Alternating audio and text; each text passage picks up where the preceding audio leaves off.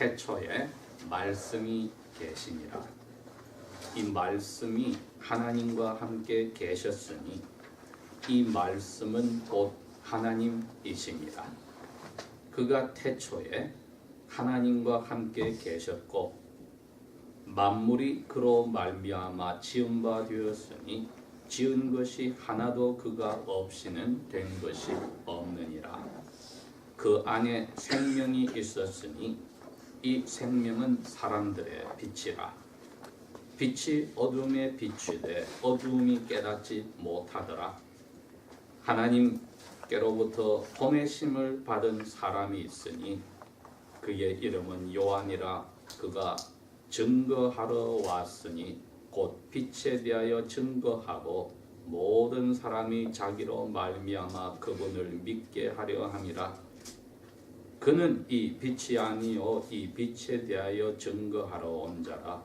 참 빛 곧 세상에 와서 각 사람에게 비추는 빛이 있었나니 그가 세상에 계셨으며 세상은 그로 말미암아 지은 바 되었으되 세상이 그를 알지 못하였고 자기 땅에 오매 자기 백성이 영접하지 아니하였으나 영접하는 자 곧 그 이름을 믿는 자들에게는 하나님의 자녀가 되는 권세를 주셨으니 이는 혈통으로나 육정으로나 사람의 뜻으로 나지 아니하고 오직 하나님께로부터 난 자들이니라.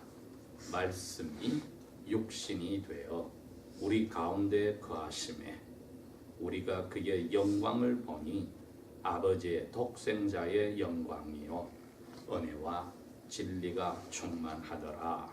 아멘.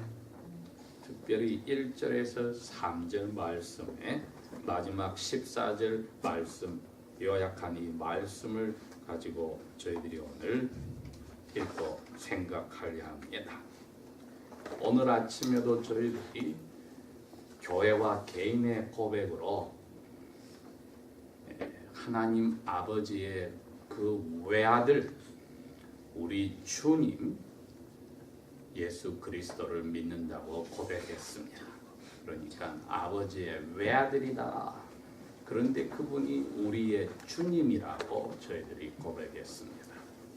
우리들이 많은 경우에 예수를 믿는다고 할 때에 예수님을 하나님으로 받아들입니다. 그런데 우리에게 잘해주는 하나님, 우리 죄를 용서해주는, 그래서 우리의 기도를 들어서 좋은 것으로 우리를 다 채워주는 하나님으로만 생각을 해서 우리 죄를 없애주는 분이라 할 때는 우리의 죄를 건져준 구속자란 분으로 받아들입니다. 그래서 우리가 영어 표현에는 Savior다. 우리 죄를 씻어주신 분이다. 그렇지만 이분이 또 우리의 주인이 되시기 때문에 주 예수 그리스도라고, 우리의 주님 예수 그리스도라고 하셔서 하나님의 외아들이 우리의 주인이라는 이 생각을 정리를 해봐야 합니다. 그리스도인들은 생각하는 사람들입니다. 생각을 떠나서 감정을 가지고는 그리스도인의 생활을 제대로 할 수가 없습니다. 인간 사회에서도 질서를 유지하고 생각을 제대로 논리적으로 할 때만이 가정이, 부부 사이가, 그리고 사회가, 나라가 하나님의 정해놓으신 그 은혜 안에서 존재하게 됩니다. 그리스도인의 삶 자체가 하나님이 주신 우리에게 자기의 뜻을 보여주실 때 우리의 머리에 논리적인 사고방식의 이야기를 하시는 겁니다. 그러니 우리가 생각을 하지 않고는 하나님의 주신 뜻을 이해할 수가 없고 마음에 감정적으로 받아들여서 해결될 문제가 그리스도인의 삶이 아닙니다. 감정이 아니라 우리의 생각에 우리의 논리적인 사고에 이야기를 하시기 때문에 오늘도 여기 요한복음 1장 1절에서 3절과 14절은 우리에게 너가 하나님의 외아들이란 분을 주님이라고 왜 부르는지 아느냐? 그게 너의 그리스도인의 삶에 무슨 의미가 있느냐 하고 물으실 때 대답을 할 수 있어야 합니다. 그 대답을 할 수 있단 말은 하나님이 우리를 예수 그리스도 안에서 아들, 딸로 입양을 하셔서 이제는 예수 믿기 전과 예수 믿고 나서의 나의 자세가, 나의 가치가 어두움의 사탄의 노예에서 하나님의 아들, 딸로 입양됐다는 등급이 달라졌다는 것을 날마다 생각하고 사느냐고 묻는 것과 같습니다. 하나님의 아들, 딸이 된 것은 외아들인 예수님이 있기 때문에 가능하게 되었습니다. 그런데 이 외아들은 여기 1장 1절에 말씀하시기를 사람으로 오시기 전에는 다른 이름을 가졌으니 말씀이라고 되어 있습니다. 하늘에 있을 때 아들 하나님의 이름이 말씀이었다.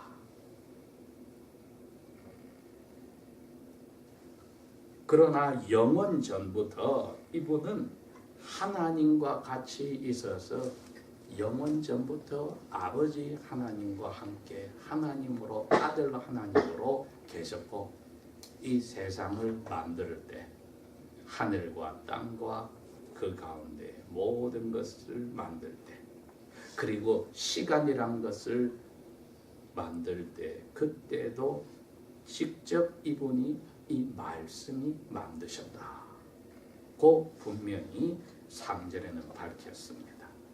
그러니 우리는 그냥 하나님 아버지가 이 세상을 만드셨다는 표현을 구체적으로 보니까 아니나 다를까 창세기 1장 2절에 하나님이 말씀하시되 빛이 있으라 하고 하셔서 아버지 하나님이 아들 하나님 말씀을 통해서 빛을 있게 하는 없는 데서 말씀 아들 하나님을 통해서 이 세상을 만든 것이 알려졌습니다. 그래서 이 아들 하나님이 아버지와 똑같은 본질상 똑같은 하나님이란 것을 저희들이 이제는 압니다. 그 말씀이 힘으로서 이 세상과 모든 그 안에 있는 것을 만드시고 또 시간이란 것을 당신으로부터 나오게 해서 만드셨기 때문에 성경에서는 그 표현을 태초란 말을 써준 겁니다. 시간이 시작되었을 때 그것도 만들어졌다. 자, 그래서 그분의 외아들이라는 뜻이 사람의 생각으로 부부가 아들을 낳았다는 의미가 아니라 아버지가 항상 있었고 아들이 항상 있으며 이 아버지와 아들은 본질적으로 신이었다, 하나님이었다는 것을 강조하는 뜻입니다. 그러니 이 외아들과 아버지의 사이는 인간 세상에서 외아들과 아버지 사이보다도 훨씬 더 끊을 수 없고 또 그 아버지가 아들을 향한 사랑과 이 아들이 아버지를 향한 사랑은 우리 사람으로서는 다 감당할 수 없는 부분입니다. 이것을 저희들이 생각을 할 때야만이 이 외아들이 우리의 주님이 되었다는 것을 이제 심각하게 또 우리 마음에 기쁘게 받아들일 수가 있습니다. 왜? 로마서 8장에 그렇게 이야기합니다. 이 외아들을 죄가 많은 죄인들을 위해서 죽여서 우리들을 외아들의 성령을 통하여 아들, 딸로 입양해 받아주신 아버지는 얼마나 우리를 사랑하실까? 얼마나 우리를 사랑하셨으면 자기 외아들을, 가장 사랑하는 외아들을 죽여가면서 우리를 사랑하셨을까? 그러니 죽음이 와서 우리로 하여금 하나님을 배반하게 하고 이 외아들은 예수님을 배반하게 한다 할지라도 하나님의 사랑은 그렇게 못해. 우리가 배가 고파서 외아들, 그분을 통하여 만난 아버지 하나님을 배반하고 싶어도 아버지의 사랑은 우리를 배반하지 않으셔. 그러니 우리는 그 외아들을 죽여가면서 우리를 사랑하신 아버지의 사랑 안에서 안심해도 돼. 여러분, 지난 일주일의 삶이나 우리 그리스도인의 삶 속에 오늘날까지 우리의 삶 속에 모든 것이 다 잘되고 평탄하고 순조로웠습니까? 나이가 들고 시간이 들수록 책임감이 생길 뿐 아니라 우리 원하는 대로 되지 않는 것을 알고 우리가 하고 싶은 대로 할 수 없다는 것도 아는 것이 자라날 때 이 세상이 우리에게 주는 사실 중에 하나입니다.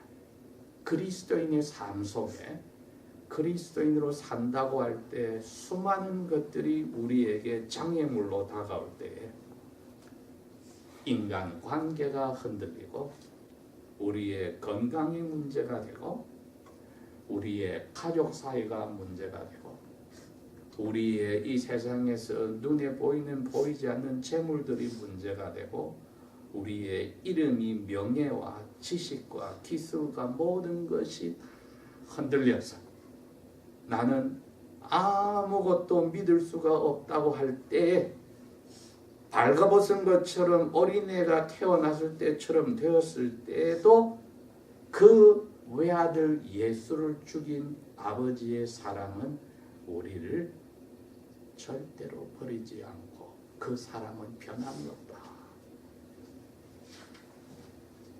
이게 바로 그의 외아들 예수님을 우리가 주님으로 믿는다는 겁니다. 그러면 날마다 우리의 삶 속에 이 외아들을 통해서 아버지 하나님이 우리를 사랑으로 붙들어 주신다면 이분이 우리의 주님이 되신 예수님은 무슨 역할을 하시는가? 세상을 만들기 전부터 계시록 13장 8절에 가면 하나님의 어린 양이 세상을 만들기 전부터 죽임을 당했다는 표현을 쓰면서까지 이 외아들 예수님이 우리에게 주님이 되시려고 한 것이 여기에 있습니다. 우리를 아담과 그의 아내가 멋지게 살던 세상에서 스스로 하나님이 되겠다는 죄 때문에 벌을 받아 하나님의 벌을 받아서 자기 자신의 죄와 그리고 하나님이 가두어 두신 그 감옥의 간수와 같은 사탄의 힘에 갇혀버리는 그 자리에 들어갔을 때에 거기서 벗어날 길이 없었을 때에 세상을 만들기 전에 아담과 하와를 만들기 전에 이미 외아들이 아버지하고 한 약속이 있었던 겁니다. 그 애들이 죄를 빠져 들어가서 자기들의 죄와 사탄을 간수로 만들어서 감옥 속에 넣어놓은 거기서 벗어나게 하는 길은 내가 대신 아버지께 그 애들의 죄의 값을 지불하겠습니다. 그러니 영원히 죄의 노예가 되고 사탄의 지배 아래 가버려야 될 우리들을 죄에서 건져주고 사탄의 힘에서 건져주는 것. 이것이 외아들이 하신 일입니다. 그래서 우리는 그분을 우리의 주님이라고 부르는 겁니다. 이것은 사도 베드로의 표현대로 1장 18절에서 20절에 나오는 표현대로 은이나 금이나 그 당시에 돈으로서 지불할 수 있는 우리 죄값이 아니었고 외아들의 십자가에서 죽을 때 흘리는 피로서 아버지께 지불해야 되는 죄값이었다. 그래서 너희들은 그 외아들이 아버지에게서 받은 성령님을 보내주셨을 때 그 성령님을 받으니까 은혜로 죄인들에서 갑자기 죄가 없이 이제는 만들어진 창조되어진 아들, 딸의 자리에서 죄인의 자리로 떨어졌다가 다시 죄 없는 사람으로 선물로 주시고는 아들, 딸로 입양해주는 아버지의 입양된 아들, 딸들이 되었다. 우리가 아버지께 기도할 때 하나님 이리저리 도와주세요 하고 기도하는 것은 아버지를 모독하는 일입니다. 하나님 아버지 저를 이리저리 우리를 이리저리 도와주십시오. 아들 딸로서 아버지에게 기도하는 것이 아버지께서 기뻐 들으시는 우리의 기도입니다. 그러니 그분을 아버지로 부를 수 있게 우리를 아버지에게 우리 대신 죄값을 치러서 아들, 딸로 입양시켜 주신 분이 예수님이라 그 외아들이 우리의 주인이라는 겁니다. 그러니 예수님이 잡히시기 그날 오후에 제자들에게 그렇게 이야기합니다. 아버지가 가꾸는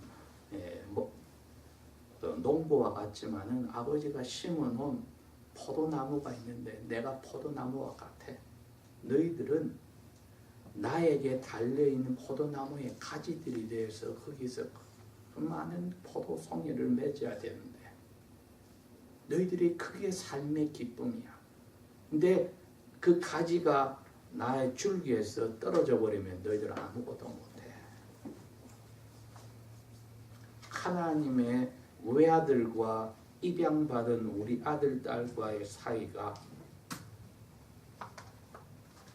요한복음의 14절에 1장 14절에 나와 있듯이 독생자의 영광과 은혜가 진리가 이 포도나무에 풍성한데 포도 가지가 그것을 받아먹고 살면은 기쁨이 가득한 삶을 살 수 있고 이것을 거절하면 잘라서 불에 들어가 타버린다는 아버지의 어마어마한 법을 예수님이 제자들에게 잡히긴 그날 오후에 설명을 해주신 겁니다. 왜? 예수님이 사라지면 제자들이 기쁨을 어떻게 가지고 살지를 미리 가르쳐 주신 비밀입니다.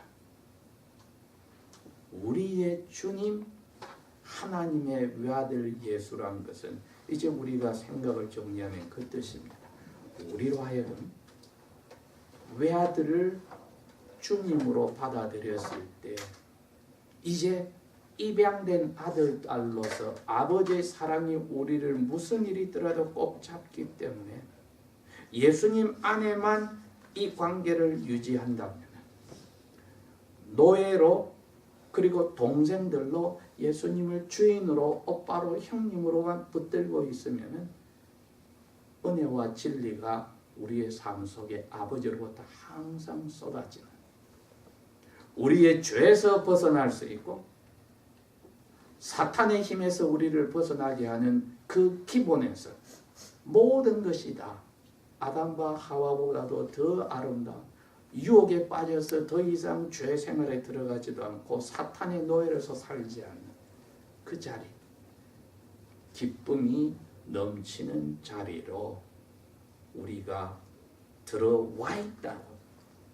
그래서 이것이 날마다 삶에서 자꾸 만들어진다고. 포도송이가 연그러듯이 만들어진다고 하는 것을 예수님이 제자들에게 위로의 말로 해준 겁니다. 나를 떠나서 너희들이 아무것도 못한다.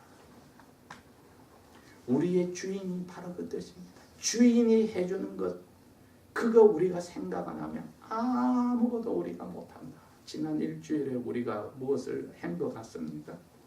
예수님 덕분에 하나님이 하게 한 겁니다.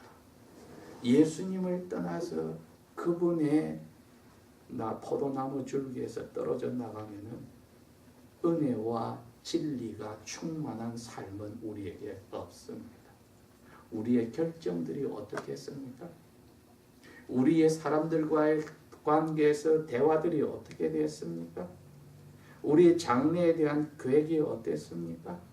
우리의 날마다 하는 공부나 사업 계획이나 날마다 하는 우리의 기술을 가지고 몸으로 정신적으로 하는 이 모든 일들이 어땠습니까?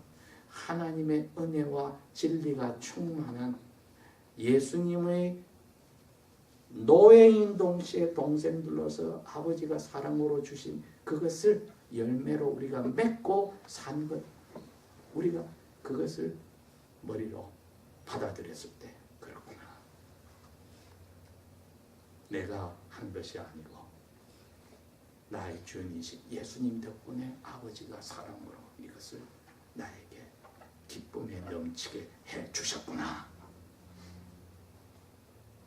그래서 우리가 그분을 하나님의 외아들이면서 우리의 주인으로 고백한 겁니다. 자, 이제 이 정리하는 질문을 스스로에게 던져봅시다. 하나님의 외아들이 주인이시기에 나는 기쁨을 간직하는가? 기쁨이 사라졌으면 하나님의 외아들이 어떻게 나의 주인이 된 것을 기억하면 됩니다. 내가 교만해지려 합니까?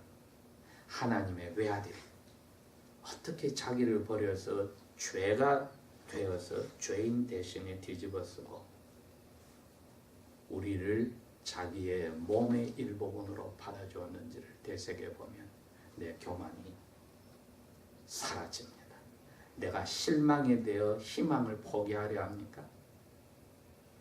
십자가 위에서 희망을 끄는 것 같아도 아버지께 맡겼던 외아들이, 그리고 그 아버지를 죽음에서 살렸던 아버지의 사랑이 이 외아들을 통하여 우리에게 다시 희망을 넣어줘서 이 세상 그 무엇도 너의 주인 되는 이 나의 외아들 예수 안에서 나의 사랑을 끊을 게 없다. 오늘 또 이야기를 해주시고 위로를 해주신 것입니다. 기도하겠습니다.